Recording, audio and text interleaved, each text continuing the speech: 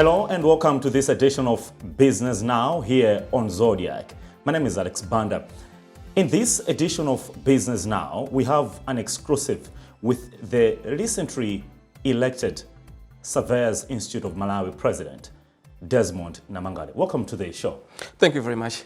You've just been elected Correct. as president. Yes. But for our viewer, could you just tell us briefly about yourself? Okay, as already highlighted, I'm Namonde, and currently I'm the Managing Director of Knight Frank Malawi. This is a global real estate consultancy firm. Now, as I've already said, some 2 weeks ago, there was an indoor in Salima story where the Surveyors Institute of Malawi was electing its office bearers, and I happened to have won the presidency of the institute for the next 2 years.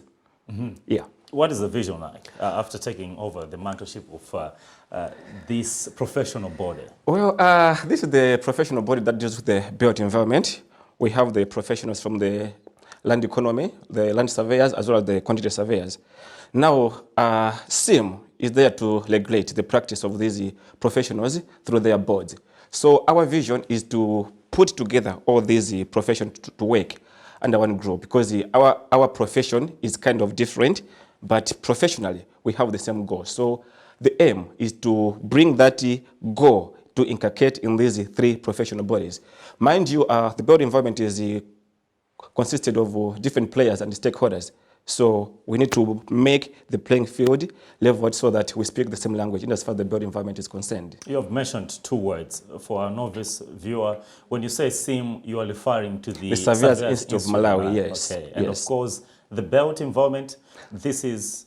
What we have here, we are under the built environment. The roads that we see across the streets is the part of the built environment. So any development that you are seeing, which has been put by the hands of man, infrastructure. Correct. That's the built environment. Now, talking about infrastructure, talking about the built environment, I would assume that we're talking about the property market and real estate. That's right. Correct, right? Correct. How would you describe the property market as of now? The property market as of now is multifaceted because it's geographical and locational. Where we are right now can be compared to, say, Mbayani. What am I saying? If you go to Lilongwe today, you find that the property market, the real estate market, is more active than the way it is in Blantyre, Zomba, or Nzuzu. Why? Because there are so many economic activities happening in Lilongwe, unlike in these cities that I've mentioned. Such is the case because, so to say, there is a high cash flow in Lilongwe, unlike in the rest of the cities. So the renters, say, a house that you could find here in Blantyre couldn't fetch the same rental price as compared to that of Lilongwe. Similarly, the rates per square meter of a commercial space are fetching higher values than those of Blantyre, Lilongwe, and Nzozo because of high demand for real estate space in Blantyre, in Lilongwe, and like in the rest of the cities that I've mentioned. But Blantyre is known to be a commercial hub. Correct. One would argue Blantyre has to have a lot of cash flow, a lot of transactions, unlike Lilongwe. How do you back that argument? Now, much as Blantyre is termed as the commercial hub of Malawi, but Lilongwe is the capital city. Now, when the capital city was moving to Lilongwe from Zomba, it moved with its cash behind it. Similarly, currently the government is moving the MDAs to Lilongwe, which means they're creating high vacancy rate in the Blantyre city and the high demand rate for real estate in Lilongwe. So when the demand is high and the supply is low, obviously the prices go up. Now that's what is making the rental prices of each and every real estate space that you could talk of in Lilongwe much higher than that of Blantyre. Much as Blantyre is termed as the commercial city, but more of commercial activities that are happening in Malawi are happening in Lilongwe because of moving of the MDS to Lilongwe, moving of the embassies to Lilongwe. Yes, correct. We have seen Makra going to Lilongwe. Makra going to Lilongwe, Meg going to Lilongwe. There are plans to move again immigration to Lilongwe. There are plans again to move MRI to Lilongwe, which means Blantyre will just remain as a ghost city, which will make the Blantyre real estate market so dormant, so to say. Do you have figures or statistics of this argument to say this was the value, and once this happens, this is the projection or the downward spiral of the real estate market? Okay, coming from the real estate background, we do property research each and every day. And for argument's sake, a residential house in Blantyre could fetch, say, 1,000 per square meter. Okay, you go to Lilongwe, it will be double the amount. Similarly, the commercial space in Blantyre could fetch, say, 1,500. You go to Lilongwe, it could fetch double the amount per square meter. So this tells you a story that much as we are living in the same economy, but the moment you change your location from Blantyre to Lilongwe, everything has changed because of the impact of demand and supply in these two different locations that I've mentioned. Mm-hmm. Now, still, for argument's sake, the country's economic landscape has been volatile. Mm-hmm. And we are talking about real estate, which you are saying is going to be driven by the factors of demand and supply. Correct. How has the volatility of the economy right now impacted the real estate market or the property market? Now, the property market currently is in slow motion. Why? Is it in slow motion? Correct. We don't have money. I don't have money. I don't know if you have any, but we don't have money as a country. Now, the real estate market follows what you call the national economy, the economic cycle. The national economy goes there, the real estate market comes behind. Okay, so if the national economy is in slow motion, there is no way the real estate market could be in fast pace. Why? Because anyway, the issues of foreign currency is the obvious. The issues of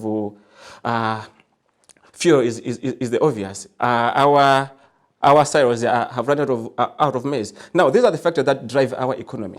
Now, if the economy doesn't have these elements, it means the real estate will suffer. Because for you to move from your house, I don't know whatever house you are staying in, but to move to a higher standard house, it means you have to have a lot of disposable income, yes. of which currently that is a problem. Okay, even for you to get a mortgage from the bank, the interest rates are very high. Now, for you to service that mortgage, it will be a problem. Now, end up the property being repossessed, and you're ending up losing. Now, the economy is affecting the real estate market so much so that people don't have enough money to invest in real estate or to look for better space to accommodate themselves or to look for a shop to put in their business in there because they don't have enough money either to rent this space or to put in the business itself. You've spoken about the interest rates. Currently, the interest rates are at 24%, Correct. the highest since 2017. Does this give those low-income earners any chance to own property for mortgage, so to speak? It's very difficult because if you go on the market today to buy a bag of cement, it's 19,000. Now you ask yourself, how much do you need to start your house from the foundation level up to the roof level? Okay. Now, if our disposable income, as I said, is lower, it means you don't have money to invest into real estate. Now, those of us who don't have houses, it means you have to wait up until maybe when you retire, all things being equal, when you can think of constructing our own houses. So those that are living down there on the below, so to say, the below poverty line, or those that have low income rates, it means it will be very difficult for them to own a house. Starting from even the buying of the piece of land itself. In town, you can't find a piece of land that is being sold at 5 million. You are talking of 70 plus million. Say, for argument's sake, in Blantyre CBD, you are talking of a lot of money. If you are to find an affordable piece of land, it means you have to go out of the CBD. You go maybe 10 plus kilometers away from the CBD. Now you have to meet the cost of transport coming from there, coming to town to work, because most of us work in the CBD. Now the cost of transportation again is high. Now the cost of construction again is high. Now for somebody who is living down there to own a house in this kind of a situation, it's a dream that will take a lot to materialize. Now, I deliberately ask you this question, given the fact that Malawi has been lowly ranked in as far as the Human Development Index is concerned. Correct. At around 147. At the same time, we are battling urbanization. Yes. Malawi's agenda, the long-term development blueprint, is also looking at urbanization. The 2063. Yes, the Malawi 2063 development Correct. blueprint is looking at urbanization as one of the pillars therein. How is this all factoring in as far as urbanization is concerned and our dream to advance towards a middle-income economy? Now, the Malawi Agenda 2063 is a very good blueprint that could define the future of our country. And you might wish to know that on paper, we are very good, up to scratch, okay? But when it comes to on the ground to implement, then that's the problem. Why am I saying this? When we were young, when in primary school, I think in the 90s, there was Vision 2020. We could sing Vision 2020, it's actually probably something like that. Now we are in 2023, okay? 2020 was just some 3 years ago, but where are we now? Okay? We had a very good blueprint, but to put that into practice, to implement it, it has been a problem. I hear, is it Rwanda? They came to adopt the Vision 2020 and they have implemented it. In Rwanda, you see 80% of the population are living in iron sheets, thatched houses, which means they had to take our plan and implement it. And in Malawi, we are talking about 1 out of every 5 is living in better houses. If you may allow me, after this interview, maybe we can drive out of the city and see how many houses have iron sheets, okay? That tells the story of the level of, I'm running up from the word poverty, but the level of humbleness we are living in. Because maybe we can manage to provide for our families, but there is somebody out there who is living in a pathetic kind of environment, okay? And you ask yourself, what are we doing? What are we doing as a country? Because if you had to implement these plans that we put in place, you'd find that by now we could have that vision that we had in 2020 being materializing as of now. I'm not trying to downplay the consequences, the problems that we have as a country. But if you put priorities, you see that by the end of the day, at least 1 or 2 things will be achieved. Now, to answer your question, the Agenda 2063 is a very good document, but it will remain a document if you don't put it into practice. There are issues of urbanization there, as you have said, and the issues of secondary cities in there. Secondary cities is about making Katabe a city, making Karonga a city, making Mangochi a city, which means if we put these into practice, it means urban migration will reduce. Instead of people from Mangochi coming to Banda to work, instead of people from say, Karonga coming to Lilongwe to work or look for employment, they will find employment right there in their districts. Now they will reduce the impact of urban migration. We talk about the issues of urban waste management. We talk about the issues of these street kids that we're having. It's because it's all talking about the poverty levels that we're in. So if we were to talk about this land management, urbanization, we also have to focus on the environment. Correct. The social status of the people as well as the corporate governance. Correct. And in this case, how government is governing this country in as far as this sector is concerned. What's your impression on how this is working towards achievement of the Agenda 2063? You know, funny enough, when you read the Physical Planning Act, the whole country is a planned area. Okay? It means you can't build your whatever without the authorities approving. But if you drive around, people are erecting whatever they want to erect without anybody regretting them. So it goes back to what I said, the plans and the issues of implementation as well as regulating. As I said, the Agenda 2063 is a very good document. What needs is us to put our thoughts together and start implementing it. And again, we have 3 different landlords in the city. We have the Malawi Housing Corporation, the Ministry of Lands, as well as the city councils or the town councils if you move out of the city. These should take control of regulating what is being erected where. Because if you just allocate a piece of land and you let the developer put up whatever they want to put up there without regulating, then we'll have chaos. We need somebody to take control of these activities that are happening in our cities, in our districts. When you do that, we see that issue of implementing will come to start working. But if you leave it uncontrolled, you find that by the end of the day, we still go back to the old story, lack of implementation, lack of monitoring. Who do you suggest should take up the responsibility of bringing sanity? Because you've just said there's chaos. If you are to build here, where we are sitting right now, it means the city council has to give you an okay. Now, if you start building, again, they have to be monitoring your project. Is it going according to the plan that was submitted to the city? If it's not, then it has to be raised down. But that's not the case. You can start building now. You find that nobody's coming to check what you're doing. I'll give an example of the junction as we're going towards the blood transfusion. There was a project that was starting there, a construction project.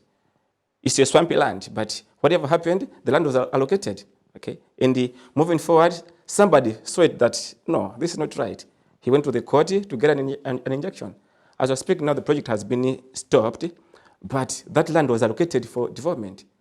Similar cases have been happening. You allocate a piece of land along the river, along the street. There was a case in Lilongwe some 5-6 years ago. Okay, we had urban flooding in Area 47, just because people constructed along the river banks. So when the rain came, it had to take its course, and that's why you had those. But it doesn't mean that nobody was seeing what was happening before this incident. But the issue of laissez-faire, I don't care kind of attitude to things. That's why we are having this kind of disorganizement in the way we're doing our things.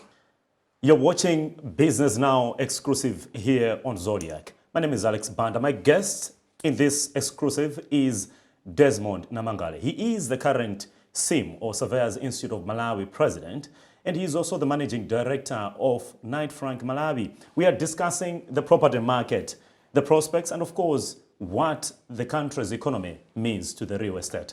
When we return, we are going to talk about planning and lack of it is doing to the country's economy and of course, development.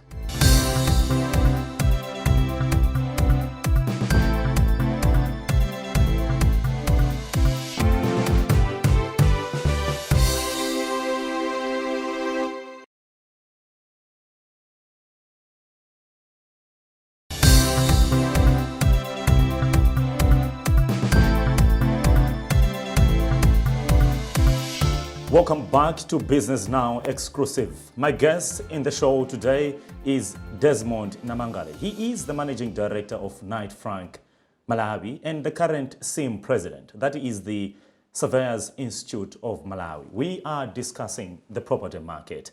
Desmond? Yes.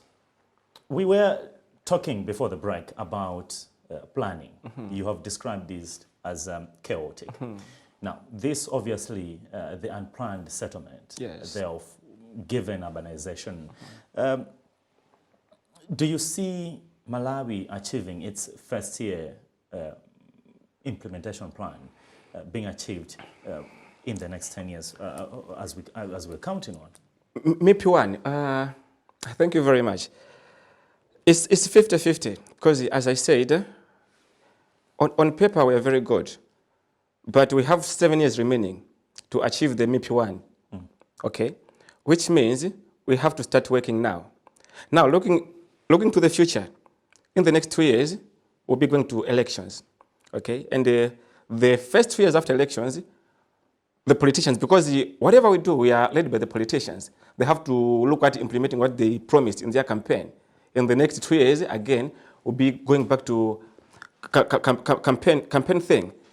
Now, to say that we'll achieve MIP1 in the next 7 years, I'll keep my fingers crossed in anticipation that we will. But looking at the current situation, if we don't start now, then the chances of us achieving the agenda in the MIP1, I think it will be problematic.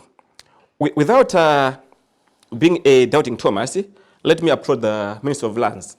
The government through the Minister of Lands, whereby they are capacitating the local councils.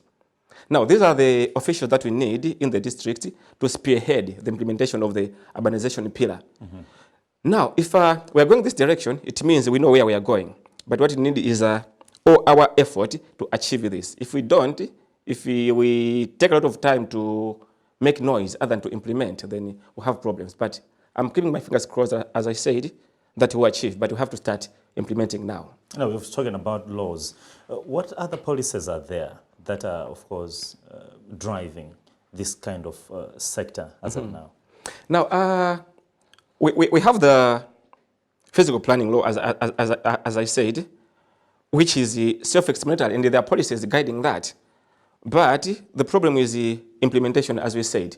But we have very good laws that if we follow them, if we do them to the letter, you find that this issue that we're discussing now will not be an issue. But the problem is of implementation, as we've already said. Now, as I said, the government, through the Minister of Lands, is trying to bridge this gap that existed before now. So that's why I'm saying I'll keep my fingers crossed in anticipation that this challenge that we have been having in as far as the urbanization is concerned, in as far as the urban planning is concerned, will be solved because of the professionals that are being trained, as well as the professionals that are still existing on the market. Mind you, we have the Polytechnic, then Kulumbasi now, and Zuzu University, who are training the built environment practitioners. You used to be a lecturer yourself. Correct, yeah. Before joining Net Frank, I was lecturing at Kulumbasi, yes, in the built environment. And I headed the Department of Land Economy and the Quantity Surveying, which deals with the construction projects from planning up to completion. So if these students that are graduating from this institution are taken into practice, you find that they'll bring solutions. Now, the challenge is with our economy, the clients, the project owners would go for somebody with lower qualifications to cut the cost of the project, leaving out those ones who are trained to manage these projects. Now, by the end of the day, you find that, yes, the project has been completed, but has it been completed according to what was on the plans? You find that some steps have been skipped because we wanted to use cheap labor and consequently affecting the whole project output. Now, talking about resilience, climate change. Yes. How important is what you have just discussed and the need for professional usage of experts and, of course, constructing infrastructure that is resilient in this property market or in this sector, so to speak? I just mentioned of developing on volatile pieces of land. Yes. Now, if you have a project and you engage an environmental expert, obviously they wouldn't advise you to build along the river banks because they know the consequences. Again, if you consult a land use planner or you consult the land economist, somebody who knows the highest and best use of a piece of land, obviously they would tell you, no, this piece of land is meant to accommodate, say, ecosystem. No, this piece of land is meant to accommodate commercial development. Now, if we bring these professionals, if you bring the built environment professionals into our projects, you find that these issues of constructing in hilly areas, constructing in river banks will not be issues because, first of all, before they receive the fees on their consultancy, they will tell you, no, Mr. Banda, you can't construct here because of ABCD. But now, as I'm saying, because of cutting corners, you find that somebody is constructing where they're not supposed to construct because the corner has been cut. And you have the second traders, they come and wash everything on their way. Why? Because an appropriate structure was put on an appropriate piece of land. Okay. Now it's the country which is losing because those people have to be compensated, have to be given something as a shelter. Rebuilding. Rebuilding. So it means the country is, instead of investing elsewhere, we are wasting our resources on things that we could have avoided in the first place. Mr. Namangale, for the next 2 years, you are now at the helm of the Surveyors Institute of Malawi. Correct. What is going to be your personal role and, of course, that of your professional body moving forward to ensure that there is sanity? You've said there's chaos in the property market and, of course, the real estate thrives, given what you've just highlighted, that MDAs are now moving from Blantyre to Lilongwe. That leaves a gap, and in your own words, leaving Blantyre a ghost city. Correct. SIM is not a one-man show. We have different stakeholders and different players. Now, our role as a SIM is to engage these stakeholders as well as lobby the government, the policymakers, to do the right things at the right time. We have talked of investors, developers, money lending institutions. These, you might wish to know that in Malawi, we don't have a development bank. If I'm to build, I'm building from my savings or a loan from the bank, of which to which we have said it's not easy to achieve. Now, as a SIM, we'll make sure that we keep on engaging our stakeholders, the built environment practitioners, the built environment players, so that we move at the same pace and we understand what needs to be done in as far as the built environment is concerned for the common goal. Any last words? My last words. Firstly, let me talk to the boy child, especially that one who is living in the village with no hope. Okay? Education is good, but a vision is very good. We go to school with a vision, you work towards that vision. But if you go to school just to learn, maybe to be employed, then we're losing focus. So a boy child needs to have a vision. From today henceforth, have a vision. Either he wants to be a mechanic, he'll be going to school with the mind that I want to be a mechanic. That one will be achieved. Let's have a vision. A boy child needs to have a vision. Last but not the least, it should be a plea to the government. As I said, most MDAs are moving out of Banda city. We had a similar situation in Zomba. You know, we are just coming from the COVID period, whereby the real estate market was heavily affected. Okay. After the COVID period, we are trying to resuscitate ourselves. Then there we are, moving the MDAs to Lilongwe, where, as I've said, in as far as real estate is concerned, Lilongwe is just okay. Now, what the government was supposed to do is to strike the balance between these two, without killing the real estate industry in Blantyre, at the same time maintaining the pace of Lilongwe. Now, if they move the government departments to Lilongwe, it means we are creating a high vacancy rate in Blantyre, and it means we have loss of income. To us as the property managers, we have clients who have their properties vacant, and obviously they can't pay us. Even the government itself will not collect VAT from us, because when you're paying your rentals to us, we charge you VAT. That means the government will lose that. Now, the government has to look at the ripple effects of this, what they are doing. And if they look at it in that context, this policy needs to be put to stop as soon as possible. Otherwise, the real estate market in Blantyre will be killed, and that's not what we need as of now. Desmond Namangale, he is the managing director of Knight Frank, and of course, the current president of the Surveyors Institute of Malawi. My guest in Business Now exclusive right here on Zodiac. Be there next time as we bring you yet another edition of Business Now right here on Zodiac. My name is Alex Banda. Until next time, it's goodbye.